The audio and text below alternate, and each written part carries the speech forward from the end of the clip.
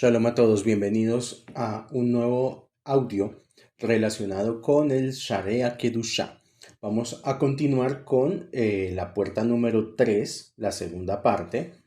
La última vez dejamos nuestro Sharea Kedusha con el siguiente pasuk, donde dice que así como uno repara el trono del santo envuelto en un precepto, coronado con filacterias, o sea, con tefilín, y lee el Shema Israel para sentarlo en su trono, así le fijará un trono y una corona real en el mundo venidero, y lo hará gobernar sobre todos los ejércitos de ángeles que se encuentran allí. Y tanto como un trajo con himnos, canciones, alabanzas y acciones de gracias, así que cuando llegue arriba a todas las Hayot de las Merkabot, los ejércitos de ángeles, las Hayot, los serafines y los Ofanim, que son los Ofanim son estos ángeles que tienen forma de ruedas, ruedas que giran dentro de sí mismas, extenderán sus alas para darle la bienvenida alegremente con melodías. O sea, aquí está dando una descripción bastante gráfica de lo que implica la recompensa de ponerse tefilín. Obviamente hay que aclarar que para una persona ponerse tefilín, un hombre, el hombre que usa tefilín debe tener Brit Milá, debe estar circuncidado. Entonces, ponerse tefilín y rezar diariamente Shema Israel. Vamos a continuar. Dice aquí, finalmente ninguna boca puede decir la magnitud de su recompensa en su mundo por la eternidad. Dichoso es aquel que hace que el santo bendito sea, se aferre a todas sus extremidades para que haga de él una casa del santo de los santos, para que habite en ella.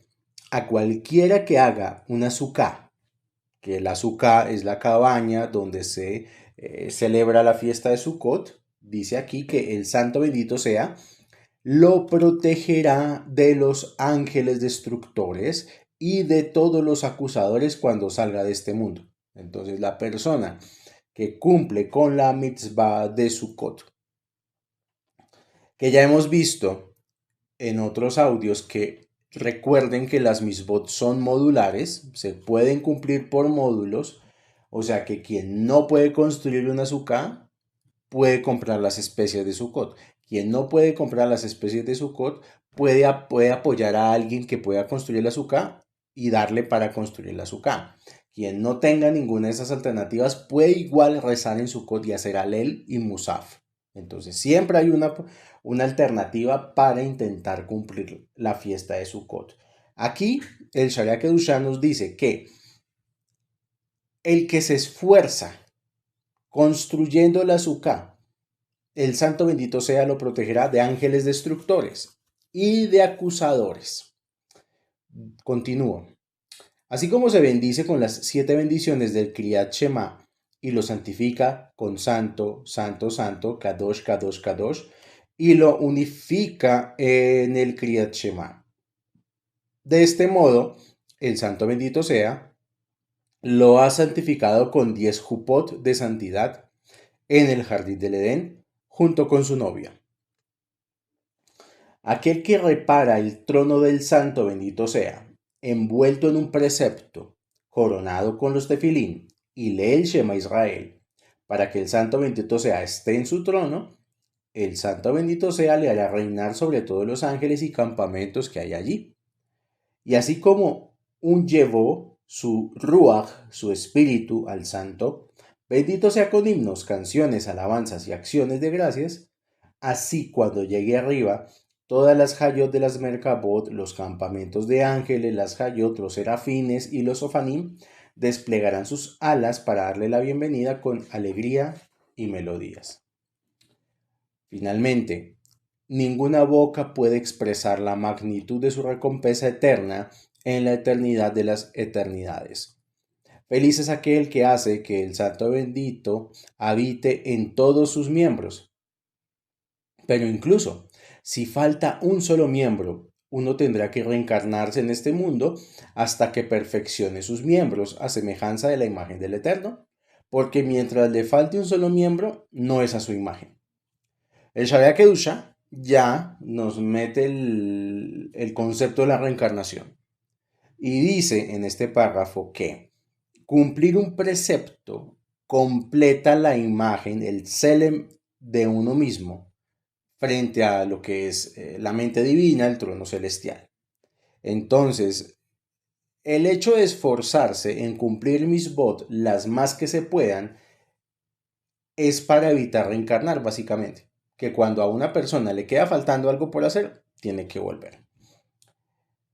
Finalmente, todo lo que hace el hombre ha de ser por el bien del santo bendito sea y su Shejinah, cuando realiza preceptos, y así, medida por medida, el santo bendito sea le corresponderá a él y a su pareja en el otro mundo.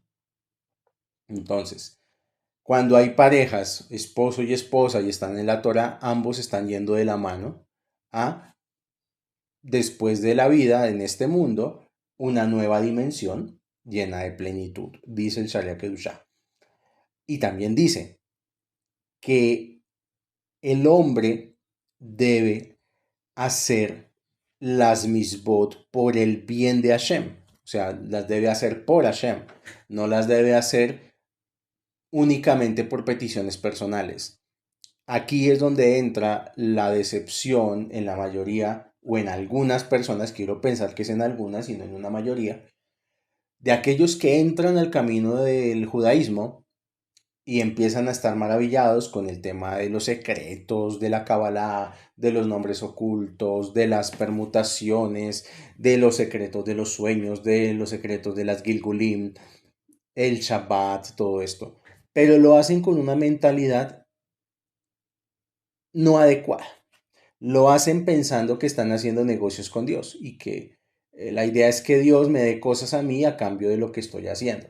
Ahí es donde la mayoría de esas personas de ese grupo salen frustradas porque no hicieron el servicio por amor al servicio mismo, lo hicieron con agenda oculta. Voy a continuar la lectura. Dice aquí, hay en él cabezas de rey, hilos arremolinados, ojos, oídos, rostros, nariz, boca, cuello, manos, piernas, en el hombre que es un cuerpo, muslos, piernas, signo de la alianza, cerebro, corazón. Y en cada miembro de estos hay una sefirá, conocida de las 10 sefirot, y todos estos miembros dependen del cuerpo del rey, y hay algunos que son las almas, las neshamot, de los vestidos del rey. Entonces aquí el Sharia Kedusha nos dice que cada sefirá del árbol de la vida corresponde a una parte del cuerpo también que está conectada. De aquí entendemos por qué algunas comunidades usan una técnica, una plegaria que se llama el Tikkun HaKlali, que el Tikkun HaKlali son 10 salmos que se hacen para corregir las 10 sefirot del cuerpo de la persona. Cuando una persona está en un estado donde necesita mucha ayuda, que está en un estado decadente, ¿no es verdad? Necesita muchas veces hacer el Tikkun HaKlali, quizás también el Tikkun Nefesh, para poder corregir estas partes de su cuerpo. No voy a ahondar mucho en esto, solamente lo quiero dejar como una nota de pie a lo que está diciendo el Sharia Kedusha. Voy a continuar con la lectura. Dice aquí, y todos los 613 preceptos de la Torá dependen de los miembros del cuerpo del rey. Hay preceptos que dependen de la cabeza del rey y los hay que dependen de los ojos. Y todo precepto se aplica a un miembro y hay un nombre conocido en el interior del nombre, Abayá, que es el alma de ese miembro. Y todos los miembros llamados con el nombre Abayá, que está en medio de cada miembro y en todo nombre y apodo de cada miembro y no tiene control más que sobre ese mismo miembro. Pero el nombre del santo, bendito sea, Abayá, domina en todos los lugares como un alma que gobierna todos los miembros y toda la tierra está llena de su gloria. Y todos los preceptos que cumple el hombre que no son para recibir recompensa dependen del rostro del rey. Pero un precepto realizado para recibir una recompensa está vinculado arriba con el rostro del llamado joven. Debe ser aquí, a nivel de comentario, debe ser Seirampin, debe hacer referencia a eso. Continúo. Y de cada miembro que está en el rostro del rey dependen los ángeles mismos, como ángeles llamados ojos del Eterno, oídos del Eterno, manos del Eterno, etc. Y todos dependen del cuerpo del rey como los cabellos están atados a la cabeza. Y cada cabello es un ángel. Y los 613 miembros del hombre están todos dispuestos en orden según el orden del Génesis, de Bereshit, por lo cual el hombre es llamado un pequeño mundo. Y cada precepto que cumple un hombre para bendecir al santo bendito sea, está sobre el mismo miembro del alma, o sea, de la Neshama, del hombre que él preceptó. Y todos los miembros del alma son llamados velas, como está dicho. Vela del Eterno es aliento del hombre. Proverbios capítulo 20, paso 27. Porque realiza el precepto, de modo que el precepto también es llamado vela, según está escrito, porque vela es precepto. Aquí yo quiero hacer una pequeña claridad porque esto tiene mucho que ver con el proceso que hemos tenido como humanidad judía a lo largo del tiempo, y es que la Torá básicamente se ha ido alimentando con el tiempo y hemos conocido más de la Torá con el tiempo. En esta época en que el Sharia Kedushá fue escrito, las personas de este tiempo, por lo menos los cabalistas de este tiempo, pensaban que Dios tenía cuerpo. Por eso habla de el rostro del rey, manos del Eterno, oídos del Eterno. Obviamente que habrán personas que van a decir, no, son alegorías o son secretos, son sodot. Pero pues está escrito. Hoy en día, lógicamente, ya sabemos que Dios no tiene cuerpo. Ya sabemos que no hay ningún tipo de registro mental que nosotros podamos tener que nos lleve a comprender de una manera completa a Hashem. Eso no es posible. Nada de lo que haya en nuestra mente lo puede retener. Solo lo hago como una claridad porque, pues, obviamente, eh, la Cábala es un movimiento del siglo XIV y, pues, bueno, muy posterior a la propia entrega de la Torá. Y considero que es importante hacer ciertos comentarios respecto a esto. Vamos a continuar la lectura y dice aquí: el hombre debe retirar de todos sus miembros los malos pensamientos, que son las clipot en el hombre, y debe encontrar un lugar adecuado y limpio para que en él more el santo bendito sea. Si un miembro es defectuoso a causa del pecado en el hombre, el santo bendito sea no tiene un hilo que lo una a ese miembro, según se ha dicho.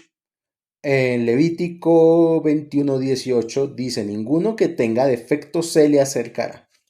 Y cualquiera que viola un precepto es como si cometiera un crimen contra el rostro del rey.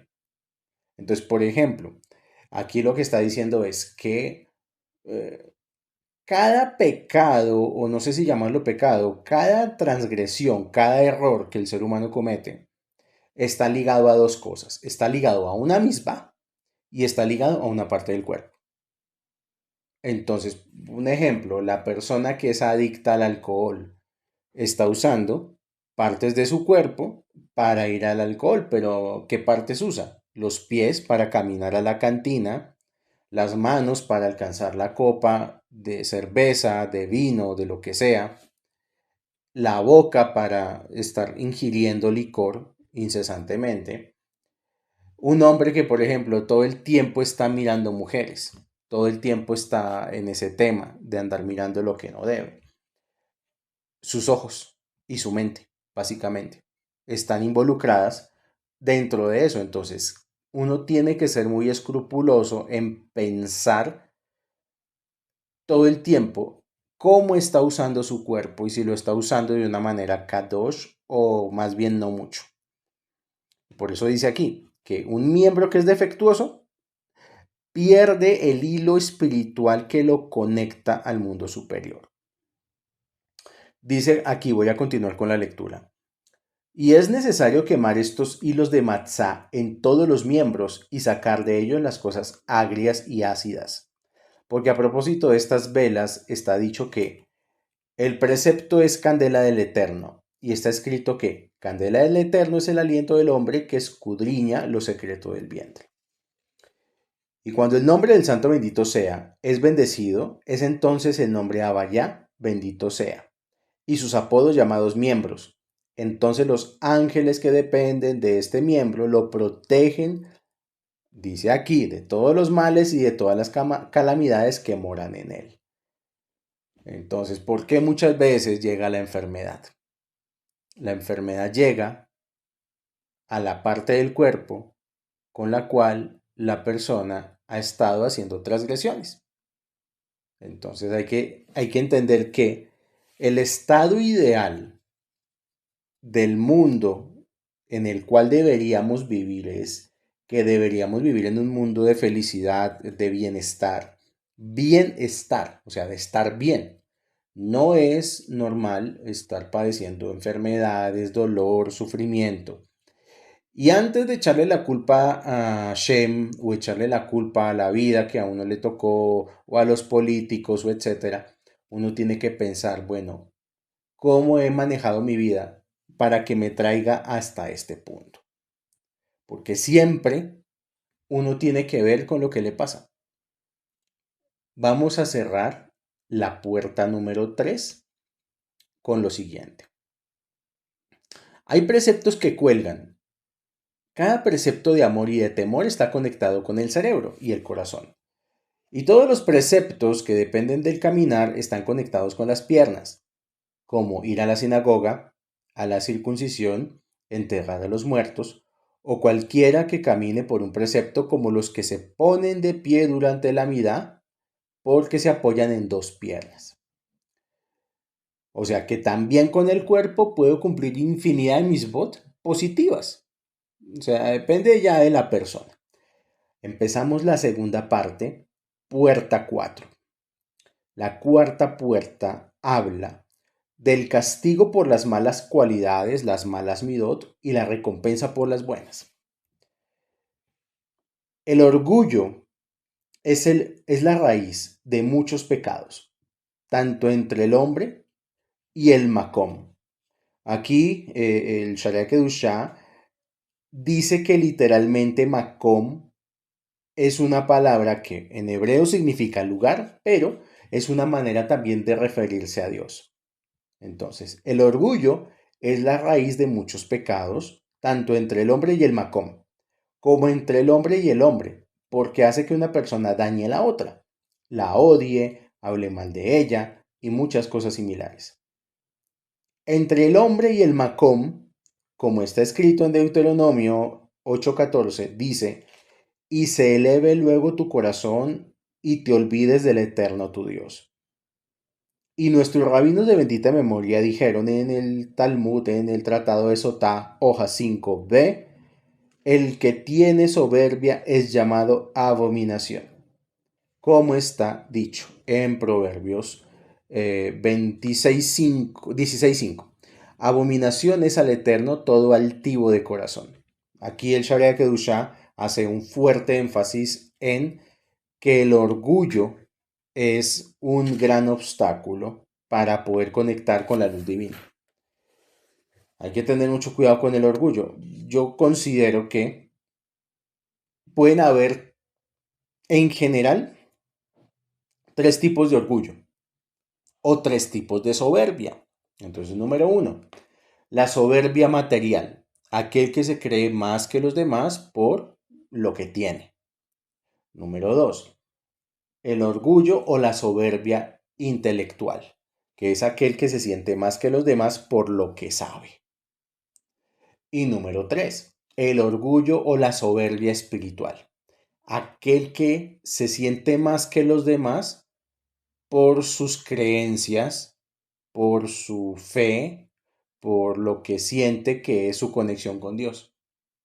Entonces uno ahí puede encontrarse uno muchas personas y puedo dar fe que en este tema del judaísmo uno encuentra cada personaje que por más de que estudia Torah, por más de que hace cosas buenas en nombre del cielo, no puede con el orgullo y la soberbia. Y aquí lo dice, es una abominación. Continúa la lectura. Y dijeron allí que el que es orgulloso debe ser excomulgado. y merece ser cortado como una acera, que su polvo no sea resucitado. Y la Shejinah se lamenta por él. Se le considera como alguien que adora a los ídolos y niega la existencia de Dios. Este punto lo dice básicamente es porque tanto el que es iracundo como el que es soberbio psicológicamente se rinde culto es a sí mismo y no a Hashem. O sea, se toma a sí mismo como un ídolo. El que se enoja hasta el punto de la ira y el que es orgulloso. Es como si tuviera relaciones prohibidas y erigiera un altar. Aunque proclama que el cielo y la tierra pertenecen al Santo bendito sea, como nuestro padre Abraham, no escaparía al juicio del infierno y al final sería disminuido y sacado del mundo antes de tiempo. Incluso Jeroboam, que cuando los sabios de su generación fueron comparados con él, fue considerado como mera cizaña. Aquel cuya Torá era impecable y que aprendió 150 rostros de la Torá. Entonces aquí, Panim, son 150 explicaciones de la Torá. Finalmente, todos los esfuerzos del hombre han de ser por el santo bendito sea y su santa Shejinah. Y así, medida por medida, el santo corresponderá a él y a su pareja en el otro mundo. El orgulloso es castigado y privado de este mundo y del mundo venidero. Es como si le pisara los pies a la Shejinah, que le dice, no podemos vivir juntos en el mundo, y por eso él es apartado del mundo. Se subleva contra el reino de los cielos, y se viste con el talit del Rey de Reyes, el Santo bendito sea. El eterno reina se vistió de magnificencia. ¿Por qué un hombre ha de ser orgulloso? Su vida comienza en una fétida gota, esto lo dice el Pirkei Avot. Su creación en la sangre menstrual, su vida es escoria y hedor, después de su muerte gusanos y lombrices. Su cuerpo se convierte en polvo y su alma desciende al Gehinnom. Por alma hay que entender que es Nefesh. Recordemos que hay tres tipos de alma, Nefesh, Ruach y Neshama. Y el alma que generalmente se queda en el cuerpo, aunque esto no es una clase de reencarnación, pero lo diré, es el Nefesh. Ciertamente, la modestia y la humildad son las midot más grandes, porque Moshe, nuestro maestro, de bendita memoria, maestro de todos los profetas de la Torá, los preceptos y el temor al pecado, fue bendecido con mansedumbre, como dice Números 12:3. Y aquel varón, Moshe, era muy manso. Has de saber y aprender que el santo bendito sea él, que dejó el lugar alto para habitar con los humildes, según ha sido dicho. Dice, tengo por morada la altura y la santidad, y con el quebrantado y abatido de espíritu habito. También se ha dicho lo siguiente, cerca está el eterno de los quebrantados de corazón. Y también dice, ¿quién habitará en tu tienda? ¿Quién morará en tu santo monte? Aunque está escrito a propósito del temor del Eterno, esto está en el libro de Job, capítulo 28, que dice, he aquí que el temor del Eterno es la sabiduría, y está escrito también en Isaías 33, del 3 al 6, capítulo, o sea, 3 al 6, el temor del Eterno será tu tesoro. Nuestros rabinos de bendita memoria dijeron en el Talmud Yerushalmi, tratado de Shabbat, que es solo el temor de la humildad, como está escrito en Proverbios 22:4. Riquezas y honra y vida son la remuneración de la humildad y del temor del Eterno. El libro de Proverbios es claro en eso. También decían que cualquiera que es humilde es como si hubiera traído todos los sacrificios. Según ha sido dicho aquí, los sacrificios de Dios son un espíritu quebrantado. Además, su oración no es rechazada. Y también se ha dicho en el Talmud en Tratado de Sotá. La oración de una persona no es aceptada a menos que se ablande como la carne. Según también dijo Isaías, y será que de luna nueva en luna nueva vendrá toda carne a adorar delante de mí. Que también Isaías dice posteriormente, a aquel pues miraré que es pobre y abatido de espíritu.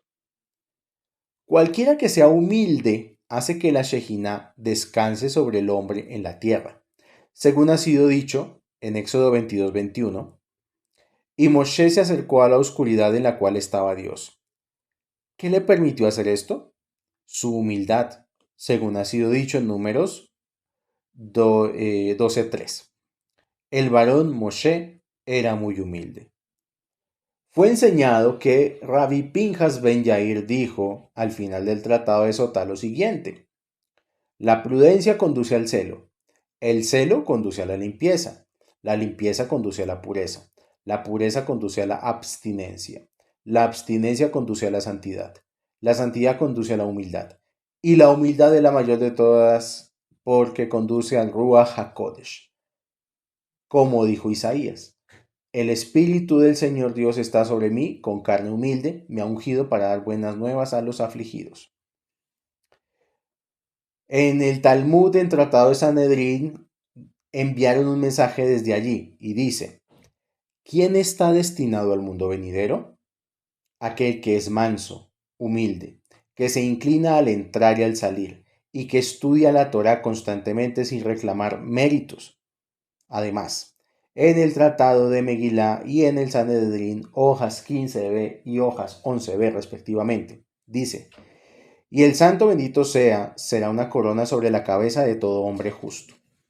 Y el Talmud enseña, a propósito de al remanente de su pueblo, en Isaías 28:5, es decir, aquellos que son humildes y mansos. Ahora el Sharia Kedushá nos va a hablar del Zohar, sobre la humildad. En el Zohar, en la Parashá de Shelach, se dice: así es como abrió el director de la yeshiva. Dichoso es aquel que se disminuye en este mundo. Cuán grande y elevado es él en este mundo. Aquel que es pequeño es grande, y aquel que es grande es pequeño. Y también en la Parashá de Terumá se dice, ¿por qué se llama hijo de Busí? Es porque se avergüenza ante alguien que es más grande que él.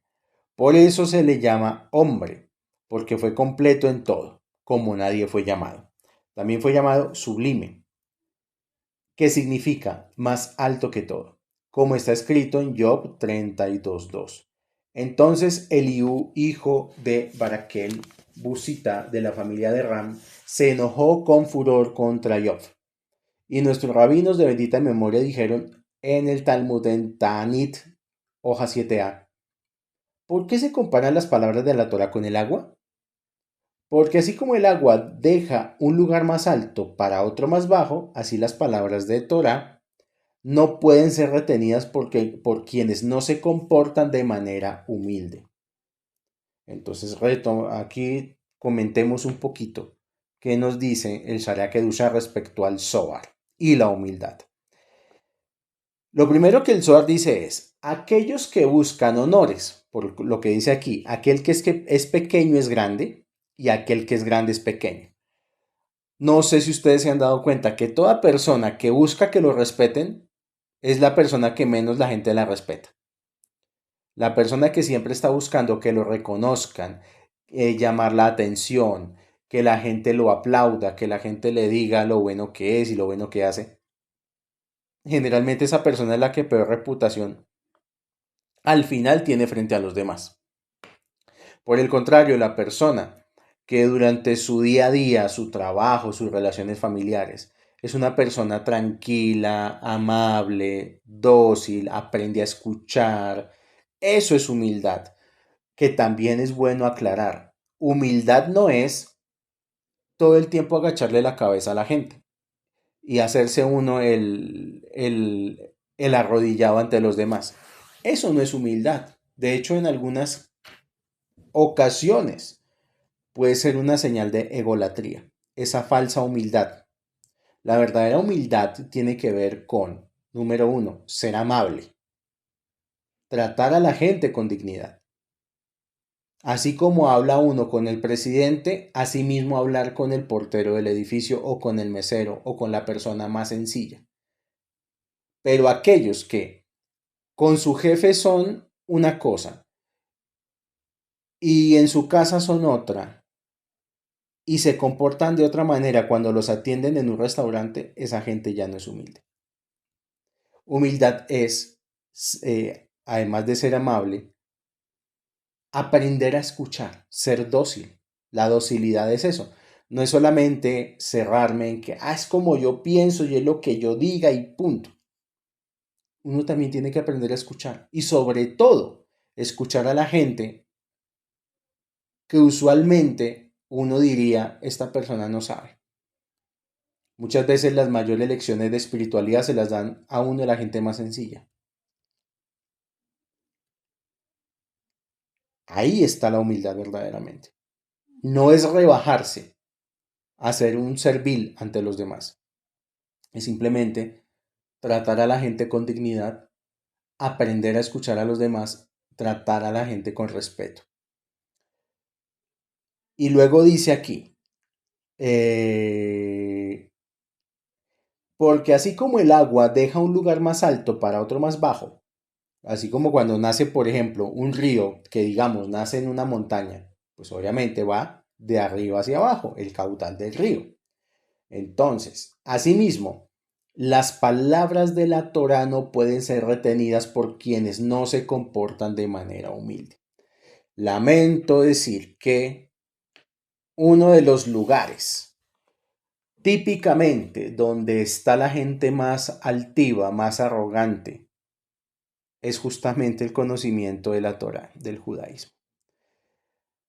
Porque mucha gente no sabe manejar ni siquiera la idea de que una religión le diga es que tú eres el pueblo elegido. O sea, ya eso es difícil para el ego, porque, yo soy el elegido. Entonces hay gente que va cultivando en su mente y en su alma el complejo de elegidos y de que ellos son los únicos que saben y los únicos que pueden enseñar.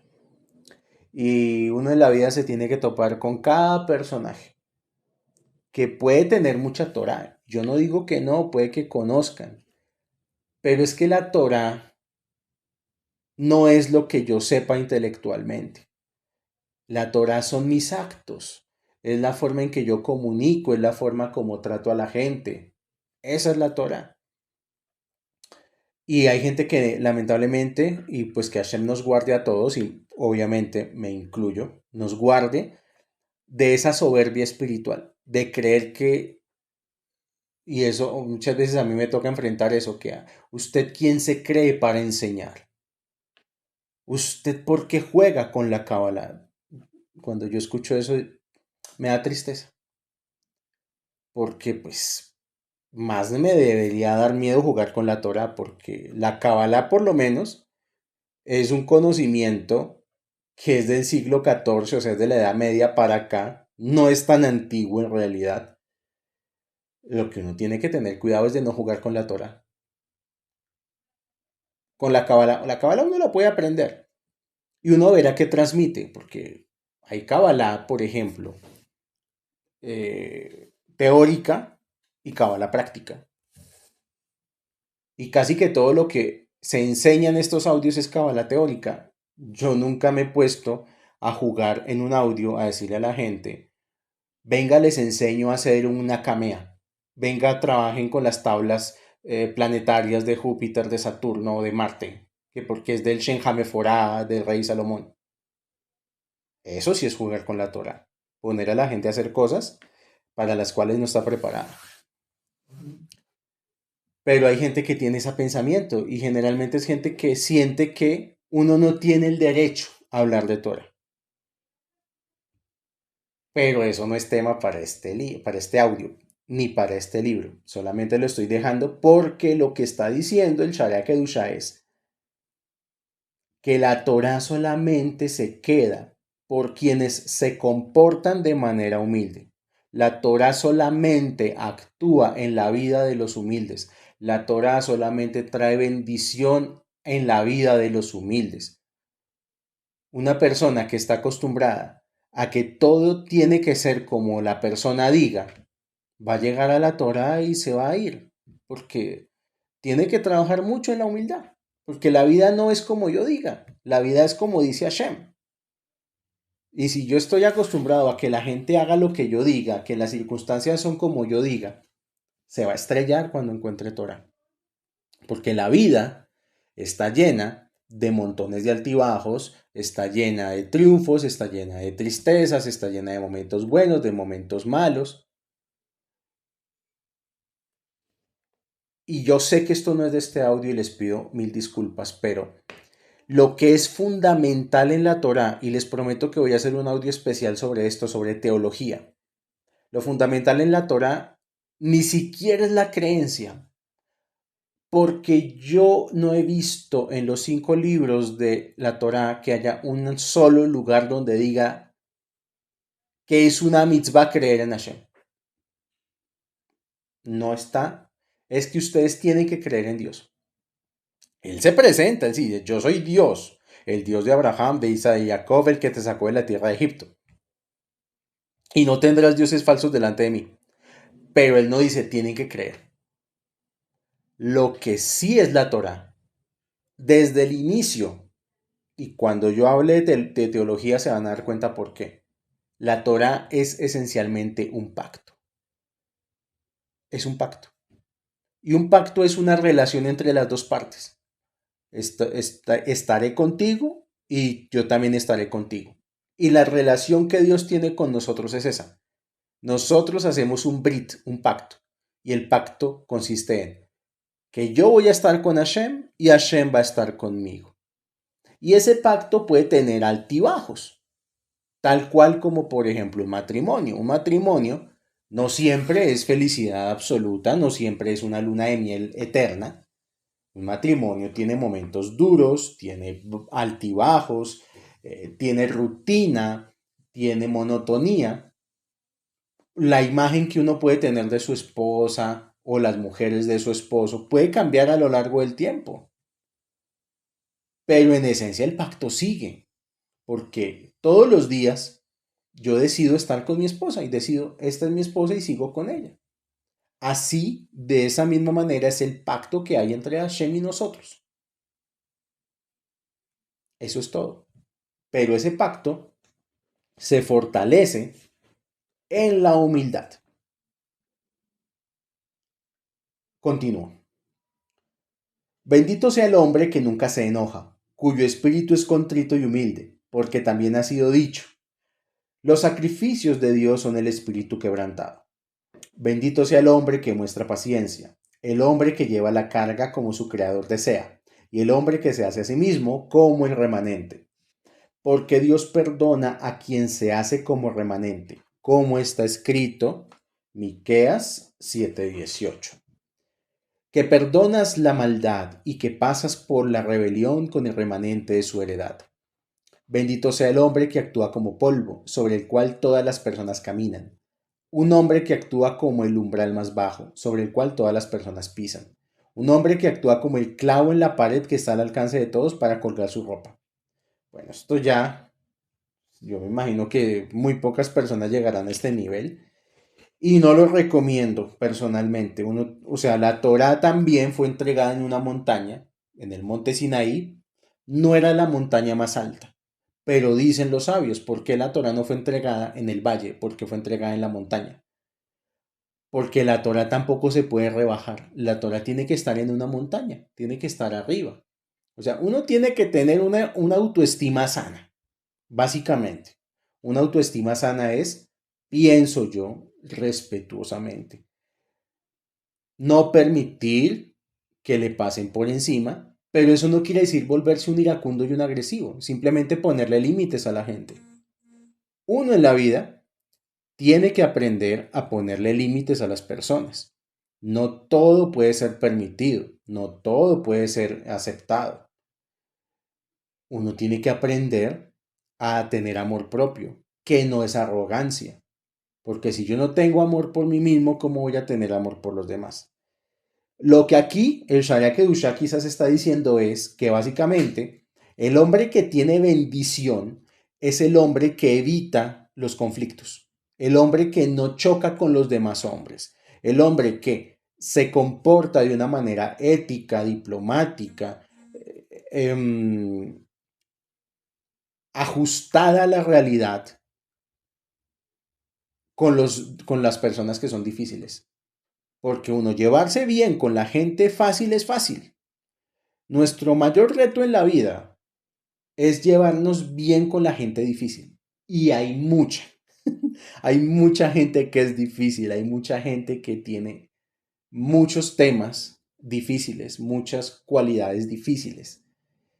Y aquí yo lo que humildemente interpreto el Sharia Kedusha es que uno debe evitar los conflictos, uno debe evitar odiar, uno debe evitar llevar por encima de su corazón a los demás, uno debe buscar siempre tratar de llevarse bien con la gente hasta donde se pueda. Cuando no se puede, cuando uno le cae mal a la gente, que eso pasa también. Yo le caigo mal a la gente, ¿por qué? No sé, pero hay gente que, por ejemplo, detesta cosas de mí, hay gente que no le gusta cómo enseño, hay gente que no le gusta que yo enseñe. Pues yo trato de evitar el conflicto. No transarme a la pelea. Y que cómo fue y que por qué y que pase esta raya y que su mamá sabe coser. Nada de eso. Uno debe evitar pelear, básicamente. O sea, una forma muy sana de vivir la vida es esa. No caer en la trampa de otros. Porque hay gente en la vida que siempre anda con una copa de veneno en su mano y está ansiosa por compartir su copa de veneno con los demás. Y es uno mismo el que toma la decisión. Si cae en la trampa y se toma la copa de veneno de otro, o si simplemente dice, no, gracias, sigue tu camino, que Hashem te bendiga, me tengo que ir. Bueno, voy a continuar. Discúlpenme si de pronto me pongo hipertextual, pero pues, últimamente me gusta mucho entrar como en debate sano con los libros. No leer por leer, sino leer, interpretar y también hacer una síntesis. Dice aquí, la ira es una rama del orgullo. Lo que estábamos hablando, ira y orgullo. Nuestros rabinos de bendita memoria dijeron en el tratado de Talmud Nedarim 22a lo siguiente. El que pierde la calma está expuesto a todos los tormentos del infierno.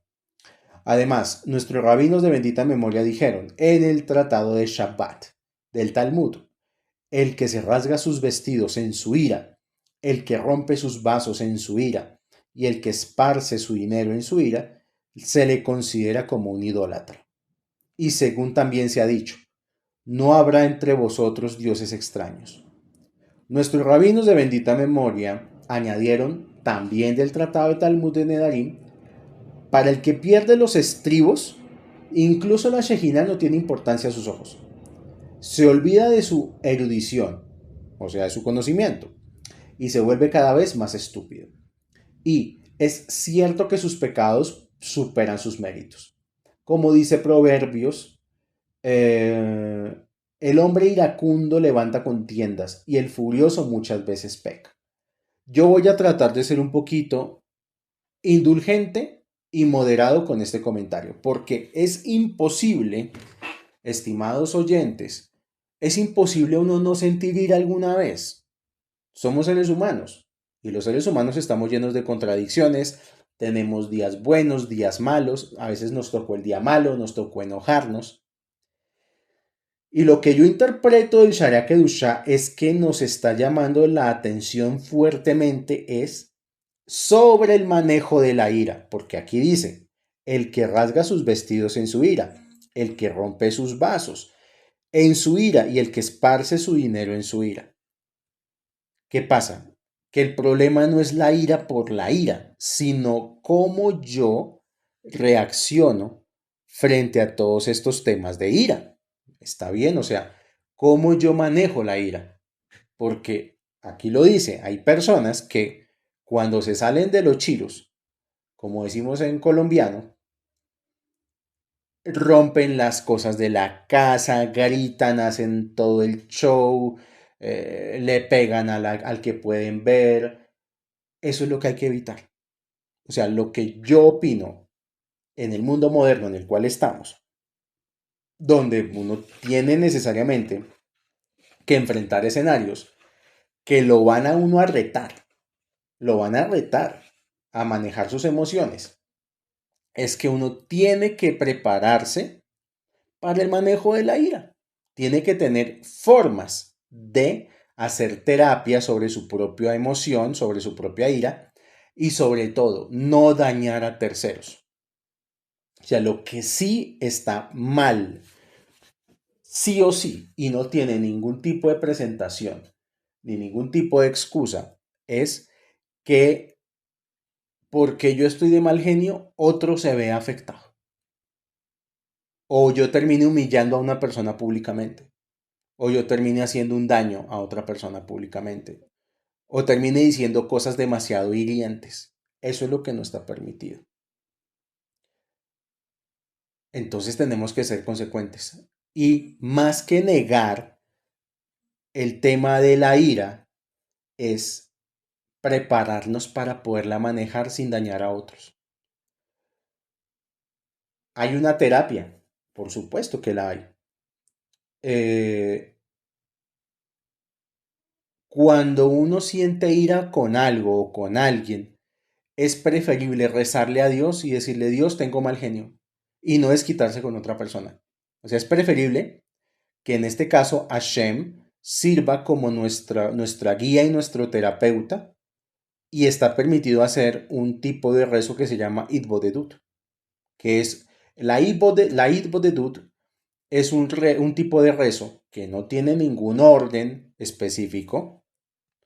No es que haya que rezar algo especial, simplemente la Itbodedut es que yo salgo al balcón de mi casa o salgo a la puerta de mi casa o me meto en una habitación donde esté solo y empiezo a hablar con Dios y a contarle las cosas como si Dios fuera, como si Hashem fuera un amigo al cual necesito y me necesito desahogar. Eso sí está permitido.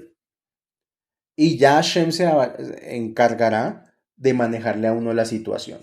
Voy a continuar. Dice aquí, nuestros rabinos de bendita memoria dijeron en Talmud, Tratado de Pesajim, hoja 66b, todo aquel que se enoja si es un erudito de la Torá, lo que aprendió lo abandona. Le dijo Elías de bendita memoria, Rabí Yehudá, no te enojes y no pecarás. En el Zohar, en la parashá de Tetzaveh, dice, si un hombre se enoja, arranca de sí mismo su alma excelsa y santa y pone al Sitra Ahara. El Sitra Ahara es la denominación para el otro lado. El otro lado es la negatividad. En su lugar. Es una persona que se rebela contra su amo y está prohibido acercarse a él. Y este es el que despedazas tu alma con tu furor, porque su alma llora y en su lugar pone a un Dios extraño. ¿Por qué? ¿De qué es el estimado? Isaías 2:22. Se le llama ídolo, y quien quiera que se asocie con él es como si se uniera a un ídolo real, porque la idolatría real descansa sobre él. Está prohibido mirarlo a la cara, y de él está escrito en Levítico, no os volveréis a los ídolos, y sobre esto también está escrito en Éxodo, no harás dioses de fundición para ti. Entonces, también aquí el Sharia Kedushá nos está llamando la atención a analizar por qué nos enojamos.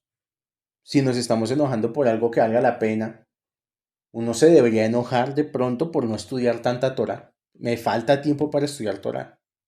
Debería uno enojarse porque no tiene suficiente tiempo para cumplir una mitzvah, porque no puede hacer el Shabbat como lo quisiera hacer. Uno se debería enojar por no tener libros de Torah en su casa. Pero uno enojarse porque, no sé, porque la comida le quedó salada o porque se le fue el bus y no alcanzó a subirse al bus. O sea, uno tiene también que mirar y empezar a refinar, porque tampoco está bien uno enojarse por cualquier cosa. Uno tiene que buscar también motivos un poco más válidos, poco a poco, en el refinamiento del alma, motivos más válidos para enojarse. No solo, el enojo generalmente proviene de que la cosa no me salió como yo quería. Ese es básicamente el enojo. Y muchas veces el enojo funciona de la misma manera que funciona la pataleta en los niños. Cuando uno ve a un niño al frente de una panadería que quiere galleta de dulce y el papá, la mamá le dice, no, no te la voy a comprar. Por cualquier motivo, porque no tienen dinero, porque ya el niño tiene que comer y si se come la galleta, pues se va a llenar y después no recibe la comida. Cuando uno, como ser humano, recibe un no como respuesta de la vida en general, lo más seguro es que se va a enojar. Entonces, analícense, por favor, todos quienes me escuchan y se darán cuenta, que cuando se enojan, en general es porque la cosa no sale como ustedes quieren. Y uno tiene que aprender a fluir con la vida y entender que todo es para bien. Y que si la cosa no sale como yo quiero, hay una inteligencia superior a mí que es la inteligencia divina. Hashem sabrá por qué la cosa no me sale como yo quiero. Hashem sabrá por qué no me da lo que yo quiero. Hashem sabrá por qué no soy lo que quiero ser. Como me decía un rabino el Shabbat pasado. Hashem nunca llega tarde. Uno siempre tiene que pensar. Cuando yo me enoje porque algo no sucede como yo quiero, tranquilo, Hashem no llega tarde. Cuando sea el momento, la cosa llegará. Voy a continuar. Todas las impurezas pueden ser purificadas excepto por esto, porque esta persona se impurifica por dentro y por fuera, y toda su alma se impurifica. Aquí se refiere, pues, obviamente, a la ira y al orgullo. Y lo que quiere decir usualmente el Sharia Kedusha cuando usa este lenguaje es que la persona que no controla su ira y su orgullo es muy difícil ponerla bajo control, o sea, se deja llevar fácil. Continúo. Y aunque esta persona venga y arranque de raíz de su interior a ese extranjero, o sea, al enfado, completa y permanentemente, y luego se esfuerce por santificarse a sí misma y por atraer sobre sí misma esa cantidad del alma santa, entonces tal vez pueda santificarse a sí mismo. Porque como esta persona desarraigó su alma de sí misma, ha de esforzarse por devolverla a su lugar. El temperamento irascible y el rigor son una rama del orgullo y de la ira. Nuestros sabios de bendita memoria en el Talmud, tratado de Rosh Hashanah, dijeron que Dios es estricto con aquellos que son estrictos y que sus pecados no son perdonados, como se ha dicho en Miqueas 7:18, perdonando la iniquidad y pasando por alto la transgresión. ¿De quién quita la iniquidad? De aquel que perdona la transgresión.